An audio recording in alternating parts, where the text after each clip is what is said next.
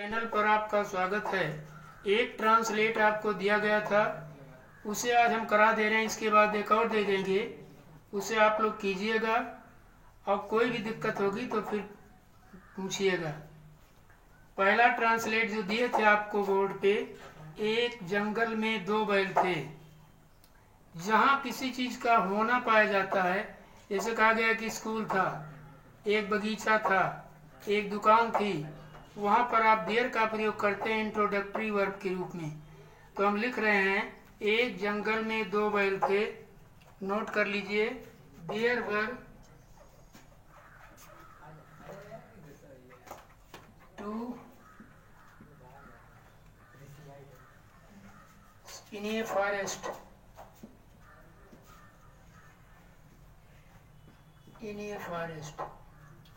ये हो गया there were two bulls in a forest. एक जंगल में दो बैल थे। अगर यही ट्रांसलेट कन्वर्ट करके इस तरह पूछा जाए कि एक जंगल में दो बैल रहते थे, तब ये टेंस आपका हो जाएगा पास्ट इंडेफिनिट। तब ये कौन टेंस हो जाएगा? पास्ट इंडेफिनिट हो जाएगा। तब आप यहाँ वर नहीं लगाएंगे, तब क्या लगाएंगे? Lived. There lived two bulls in a forest. लेकिन ये सेंटेंस दूसरे ढंग का है, एक जंगल में दो बैल थे। जैसे कहा गया एक कक्षा में 40 लड़के थे, तो there were 40 students in a class. इस तरह के ट्रांसलेट में जहाँ किसी का होना पाया जाता है, देयर का प्रयोग करते हैं। अगला सेंटेंस है वह घनिष्ठ मित्र थे। वह की अंग्रेजी आपका हो जाएगा दे वर फास्ट फ्रेंड।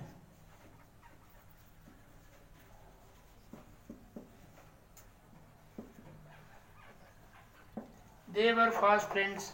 दे वर माने हुए थे, क्या थे? ऑब्जेक्ट आपका हो गया फास्ट फ्रेंड्स। इसके बाद है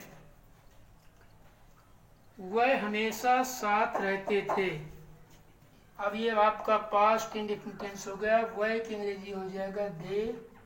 हमेशा का अंग्रेजी हो जाता है हमेशा या सदैव, always. They always lived LIVED together. Together माने साथ साथ। वह हमेशा साथ साथ रहते थे। तो वह किसके लिए आ गया? बैलों के लिए आ गया। ऑलवेज हो गया हमेशा, लिव्ड माने रहते थे, टुगेदर माने साथ साथ। ये पूरा हो गया कि वह हमेशा साथ साथ रहते थे। अगला सेंटेंस है वह एक दूसरे की सहायता करने के लिए तैयार रहते थे। तो they prepared. They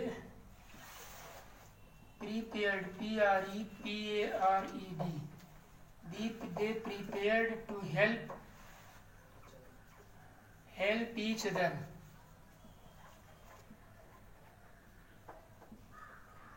they prepared to help each other.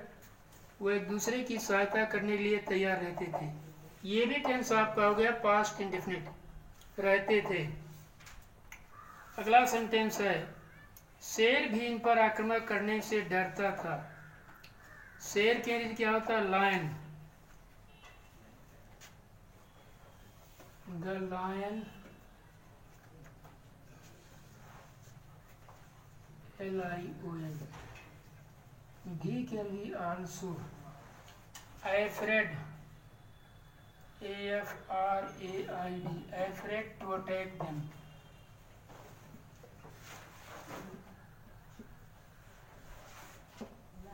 The lion afraid to attack them। them किसके लिए आ गया? बैलों के लिए। सनारा ना। इसके बाद है एक दिन उसने सोचा। एक दिन की अंग्रेजी वन डे। उसने किसके लिए आया है? शेर के लिए। ही थॉट, वन डे ही थॉट, एक दिन उसने सोचा। थिंक माने सोचना और थॉट माने सोचा। टेंस आपका क्या हो गया? Past indefinite. और पास्ट इंडेफिनिट में आप जानते हैं कि हमेशा वर्ब का कौन सा फॉर्म लिखा जाता है? सेकंड। एक दिन उसने सोचा। क्या सोचा? यदि मैं इन दोनों को अलग कर दूं तो मैं इनमें से एक को मार सकता हूं। यदि क्या जी, इफ आई, यदि क्या जी लिखे, इफ, यदि मैं इन दोनों को अलग कर दूं तो if I will be separate them, if I will be separate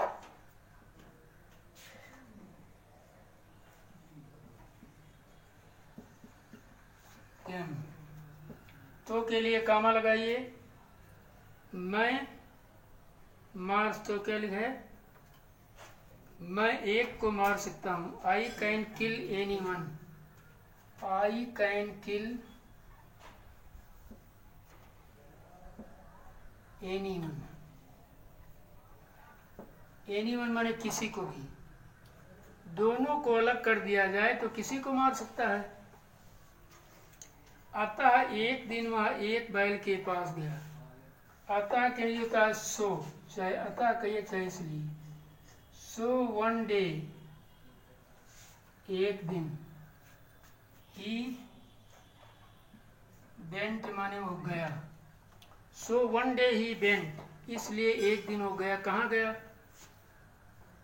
किसके पास, टू ए बुल, एक बैल के पास, एंड सेड, और बोला, एंड सेड।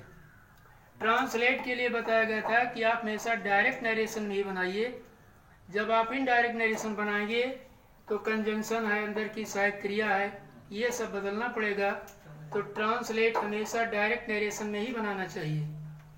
आगे क्या कहता है, एक दिन गया और बोला, देखो तुम्हारा मित्र स्वार्थी है, स्वार्थी का क्या होता है, सेल्फिश, और देखो कि नहीं, सी, सी माने देखो, योर फ्रेंड इज, स्वार्थी का selfish, SELFISH, so your friend is selfish, सी माने इसलिए, नहीं सी माने देखो। अब ये आप क्या करेंगे, यहाँ कामा इन्वर्टेड कामा कर देंगे, यहाँ बंद कर देंगे, इतना भाग आपका डायरेक्ट के अनुसार रिपोर्टिंग वर्ब हो गया और इतना भाग रिपोर्टेड स्पीच हो गया। अगर आप दैट कंजंक्शन लगा जोड़ेंगे तब ये गलत हो जाएगा, तब फिर आपको इसका आवाज करना पड़ेगा, इसलिए ट्रांसलेट हमेशा डायरेक्ट नरेशन में ही बनाइए, इनडायरेक्ट में नहीं। आगे क्या कहता है, वह स्वयं हरी घास खाता है, तुम्हें सूखी घास देता है, वह स्वयं, वह he himself eats green grass, he himself eats माने खाता है, ग्रीन ग्रास, हरी घास, he himself मतलब वो स्वयं क्या खाता है, eats माने खाता है, प्रेजेंट इंडेफिनिट टेंस हो गया, कैसी घास, ग्रीन ग्रास, और क्या करता है, और तुम्हें सूखी घास देता है, and give you dry grass, and give you dry grass। अब ये एंटोनिम्स हो गया, ग्रीन माने हरा और ड्राई माने सूखा। आगे क्या कहता है,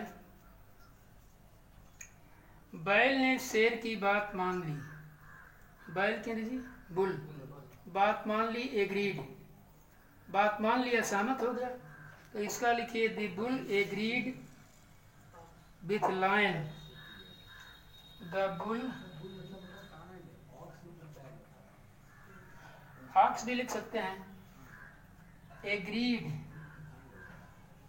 एग्रीड विथ द लायन। अब ये देखिए, ऑक्स जो आप लोगों ने पूछा ये भी बैल है, समझ गए, एक मिनट सब लोग सामने देखेंगे, ऑक्स जो आप लोग पूछे, ऑक्स माने भी बैल होता है, लेकिन जब आप इसका प्लूरल बनाएंगे तो यस नहीं बढ़ेगा, क्या हो जाएगा, ऑक्सन, ये इसका प्लूरल हो जाएगा, और इसका प्लूरल बनाने में केवल आप यस बढ़ा देंगे, इसमें दिक्कत थोड़ा टिपिकल पड़ेगा, इसलिए बताया गया है ये भी। लेकिन इसके प्लूरल में अगर आपने यस जोड़ दिया तो ये गलत हो जाएगा पूरा। आगे देखिए, एग्रीड विद द लाइन, बैल शेर से सहमत हो गया, शेर की बात मान ली। आगे क्या है, और अलग चरने लगा, और के एंड, चरने लगा, जाने लगा, पढ़ने लगा, खेलने लगा। बिगैन टू प्लस वर्ब का first form, and began to graze GRAZD separately, SEPRATELY, and began to graze separately माने अलग अलग चरने लगा। बिगैन टू ग्रेज माने चरने लगा, बिगैन टू गो जाने लगा, बिगैन टू रीड खेलने लगा, बिगैन टू प्ले कुछ भी कर सकते हैं। जैसे स्कूल जाने लगा, he began to go to school. वो पढ़ने लगा, ही बिगैन टू रीड। वो खेलने लगा, ही बिगैन टू प्ले। वो सोने लगा, ही बिगैन टू स्लीप। चलिए आगे देखिए, शेर ने दूसरे बैल से भी यही बात कही। The lion said same word to another bull.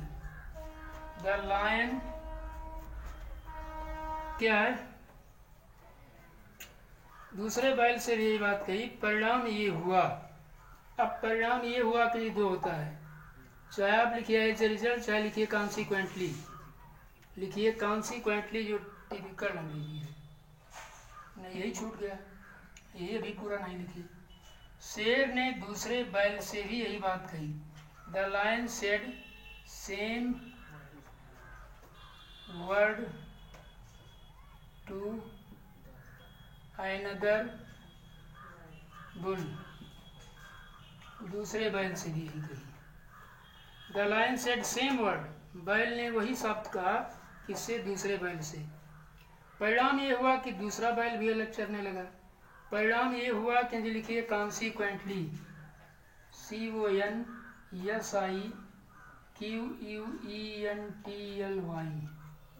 Consequently भी सही है, एज ए रिजल्ट भी सही है, जो आसान लगे वही लिख लीजिए। कॉन्सिक्वेंटली माने परिणाम स्वरूप, दूसरा बैल भी अलग चरने लगा। दूसरा बैल के second bull began to graze separately. Second bull began to graze separately, SEPRATELY। Second bull began to graze separately. आगे क्या हुआ, शेर को मौका मिल गया। The lion got a chance, the lion got a chance,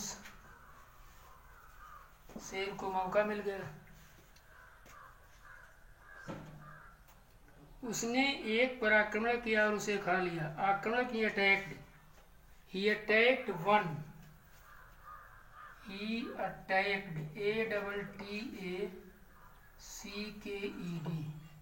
he attacked one of them, माने एक पर, वन ऑफ देम दोनों में से एक पर आक्रमण किया। एंड एट हिम अप, ईट का second form at him up, और उसे खा लिया। अटैक्ड देम, आक्रमण किया और एक को खा लिया। आगे क्या कहता है, शीघ्र उसने दूसरे को खा लिया। सून ही एट अनदर, सून माने शीघ्र, ही माने वह या उसने। ईट का सेकंड फॉर्म होता है एट, और थर्ड इसका होगा ईटन, एट अनदर, ANOTHER। ये ट्रांसलेट के बाद अभी एक और बोलेंगे, उसको भी आप लोग लिख लीजिए।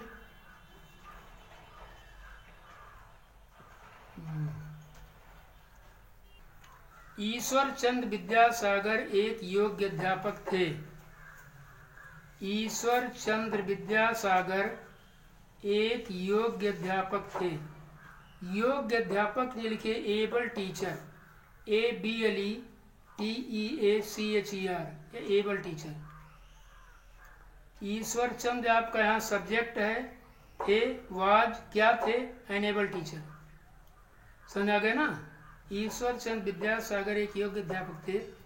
कई विद्यार्थी, फुल स्टॉप करके लिखिएगा, कई विद्यार्थी उनके पास पढ़ने के लिए आते थे। कई विद्यार्थी उनके पास पढ़ने के लिए आते थे, फुल स्टॉप। कई विद्यार्थी उनके पास पढ़ने के लिए आते थे। आगे लिखिए, एक दिन एक वृद्ध पुरुष भी उनके पास पढ़ने के लिए आया। एक दिन एक वृद्ध पुरुष भी उनके पास पढ़ने के लिए आया।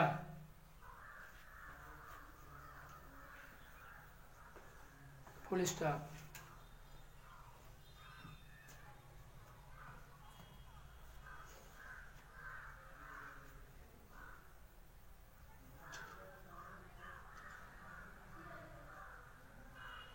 विद्यासागर ने उसे पढ़ाने का वचन दिया।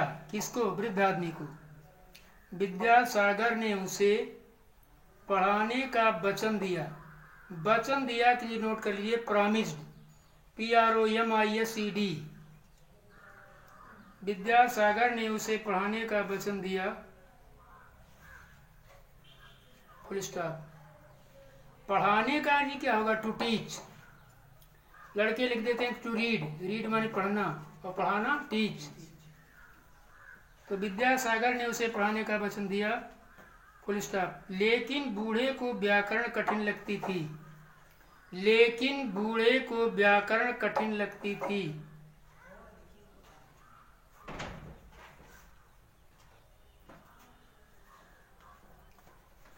Full stop. विद्यासागर ने विद्यार्थियों की सुविधा के लिए, विद्यासागर ने विद्यार्थियों की सुविधा के लिए,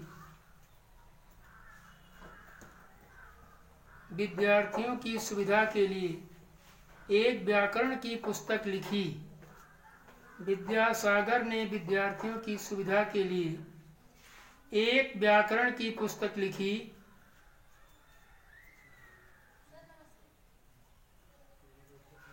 जो समस्त भारतवर्ष में पढ़ाई जाती है। लिखी जो समस्त भारतवर्ष में पढ़ाई जाती है।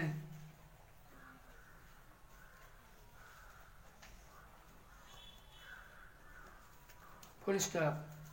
कुछ समय बाद उन्हें संस्कृत कॉलेज का प्रधानाचार्य नियुक्त किया गया। कुछ समय बाद उन्हें संस्कृत कॉलेज का प्रधानाचार्य नियुक्त किया गया। नियुक्त किया गया कि नहीं लीजिए, वॉज अपॉइंटेड, क्योंकि पैसिव वॉइस हो जाएगा। जब काम किसी के द्वारा होता है तो वहाँ पैसिव वॉइस हो जाता है। Was appointed the principle of Sanskrit college, full stop. हो गया। उन्होंने कॉलेज की उन्नति के लिए अनेक कार्य किए। लास्ट सेंटेंस है, उन्होंने कॉलेज की उन्नति के लिए अनेक कार्य किए।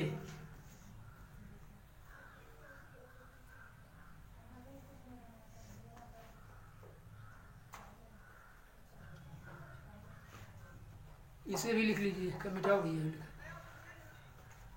इसको भी सॉल्व कर लीजिए। सेंटेंस है, ईश्वर चंद्र विद्यासागर एक योग्य अध्यापक थे। ट्रांसलेट करते समय सबसे पहले आप कर्ता लिखते हैं। कर्ता माने सब्जेक्ट, कर्ता माने सब्जेक्ट, माने जो काम करे वही सब्जेक्ट है। जैसे पढ़ाने का काम कर रहा हूँ मैं, सब्जेक्ट हूँ। आप लोग पढ़ने का काम कर रहे हैं, आप लोग सब्जेक्ट हैं, है कि नहीं? तो सबसे पहले आप लिखिए Ishwar Chandra Vidyasagar, ISHWARCHANDRA,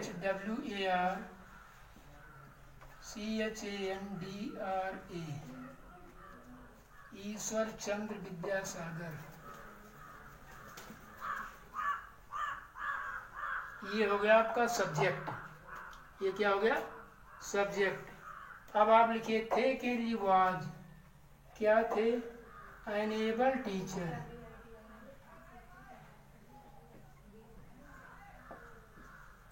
Ishwar Chand Vidyasagar was an able teacher. आपका सब्जेक्ट हो गया ईश्वर चंद, ऑक्सिलरी वर्ब थे, एन क्या थे? An able teacher. एन क्यों लगा? क्योंकि आप जानते वावेल से पहले एन लगता है, और वावेल आपका है ए ई आई ओ यू। इसके बाद कई विद्यार्थी उनके पास पढ़ने के लिए आते थे। Many students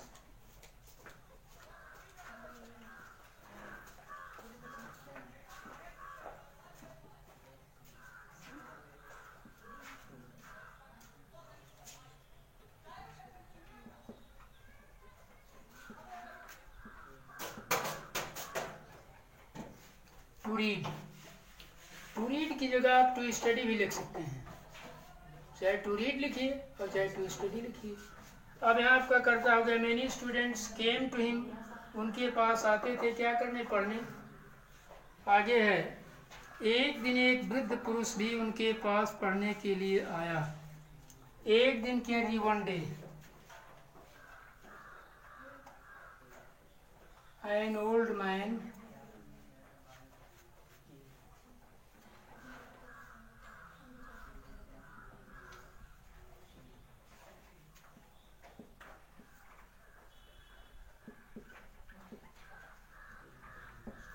One day an old man also came to him. एक दिन एक वृद्ध पुरुष भी उनके पास पढ़ने के लिए आया। अगला सेंटेंस है विद्यासागर ने उसे पढ़ाने का वचन दिया। तो कर्ता यहाँ पर आपका है विद्यासागर, VIDYASAGAR।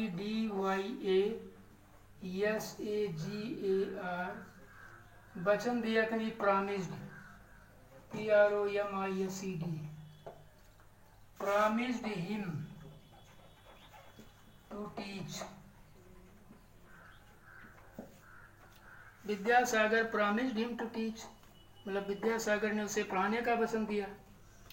लेकिन बूढ़े को व्याकरण कठिन लगती थी। But grammar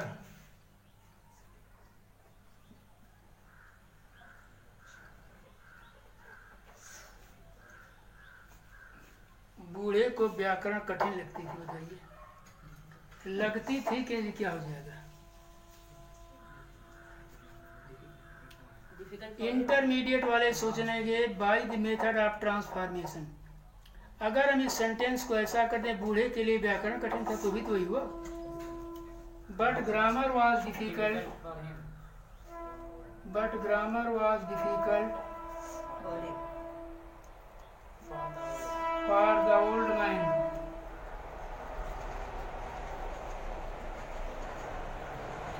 grammar was difficult for the old man, बूढ़े के लिए व्याकरण कठिन था। आगे है विद्यासागर ने विद्यार्थियों की सुविधा के लिए एक व्याकरण की पुस्तक लिखी। इसके पास्ट इंडेफिनिट टेंस में गया। विद्यासागर SAGAR रोट माने लिखी, टेंस में गया पास्ट इंडेफिनिट। इसमें वर्ब का सेकंड फॉर्म प्रयोग करते हैं। Road a grammar book,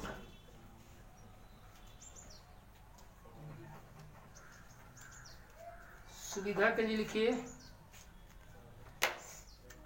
road a grammar book for the benefit, benefit माने लाभ या सुविधा, for the benefit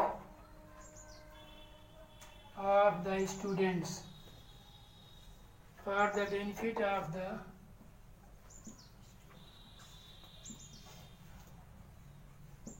students. Vidyasagar wrote, Vidyasagar ने लिखा, क्या लिखा? ए ग्रामर बुक, किसके लिए? For the benefit of the students. आगे है ये पुस्तक समस्त भारतवर्ष में पढ़ाई जाती है। यह है कि जो, क्या लिखे आप लोग? जो। तो जो के लिए क्या लिखा जाए? निर्जीव के लिए विच। जैसे मेरे पास एक घड़ी थी जो बहुत अच्छी थी, तो घड़ी निर्जीव है, किसका प्रयोग करेंगे? विच। तो अब इसमें which is taught, which is taught माने पढ़ाई जाती है, which is taught all over India, which is taught all over India, जो पूरे भारतवर्ष में पढ़ाई जाती है। which is taught, who सजीव के लिए, which किसके लिए, निर्जीव के लिए। आगे है, कुछ समय बाद उन्हें संस्कृत कॉलेज का प्रधानाचार्य बनाया गया, नियुक्त किया गया। कुछ समय बाद के लिए क्या लिखेंगे, after some time, after some time ही, नियुक्त किया गया माने बनाया गया। ही वॉज अपॉइंटेड, क्योंकि प्रिंसिपल की टीचर की अपॉइंटमेंट होता है। ही वॉज अपॉइंटेड, APPOINTED, उन्हें नियुक्त किया गया। आफ्टर सम टाइम, छूट गया, आफ्टर सम टाइम लिख लीजिए, कुछ समय बाद इतने हो गया। ही वॉज अपॉइंटेड, उन्हें बनाया गया या नियुक्त किया गया। क्या नियुक्त किया गया, the principle of Sanskrit college.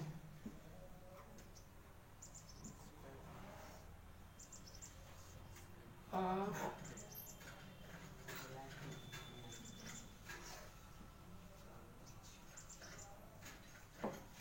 Sanskrit college. उन्होंने कॉलेज की उन्नति के लिए अनेक कार्य किए। उन्होंने के जी ही, डिड माने डू माने करना, डिड माने किया। He did many works for the progress, PROGRESS,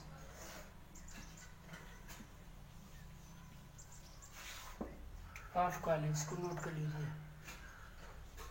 इसके बाद एक और हम बोल देते हैं जिससे आप लोग बना के लाएंगे, नेक्स्ट टर्न पर इसे बनवाया जाएगा।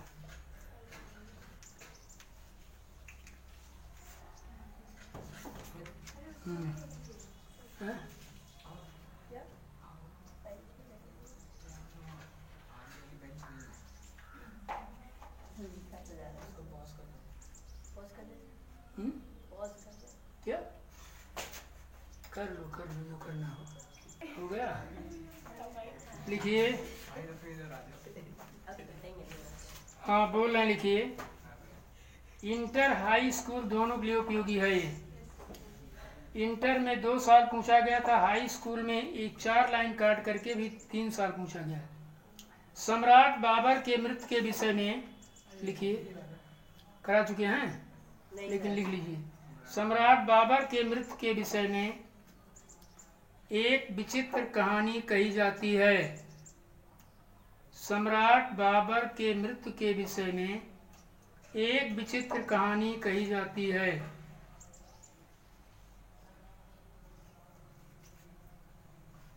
Full stop.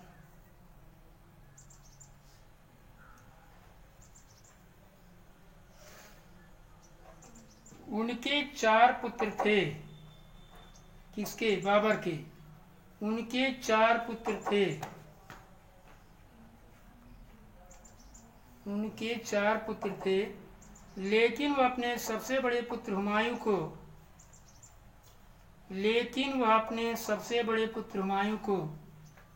अपने जीवन से भी अधिक मानते थे।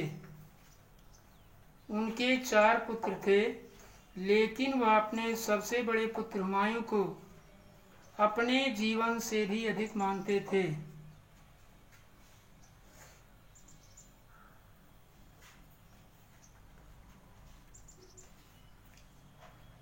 Full stop. एक बार हुमायूं गंभीर रूप से बीमार पड़ गया।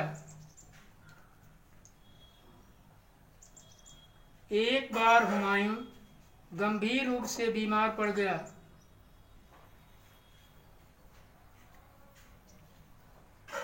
गंभीर रूप से का सीरियसली, गंभीर रूप से बीमार पड़ गया। उसके जीवन की कोई आशा न थी। उसके जीवन की कोई आशा न थी। बाबर बहुत दुखी हुआ और ईश्वर से प्रार्थना किया।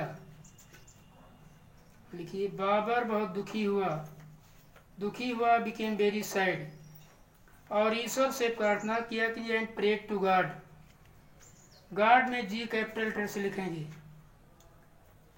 प्रार्थना किया कमांड कमा, हे ईश्वर तू सर्वशक्तिमान है। ये सर्वशक्तिमान के लिए क्या होगा? अलमाइटी लिख लीजिए वहीं, ALMIGHTY। हे ईश्वर तू सर्वशक्तिमान है, हुमायूं के प्राणों की रक्षा कर, हुमायूं के प्राणों की रक्षा कर।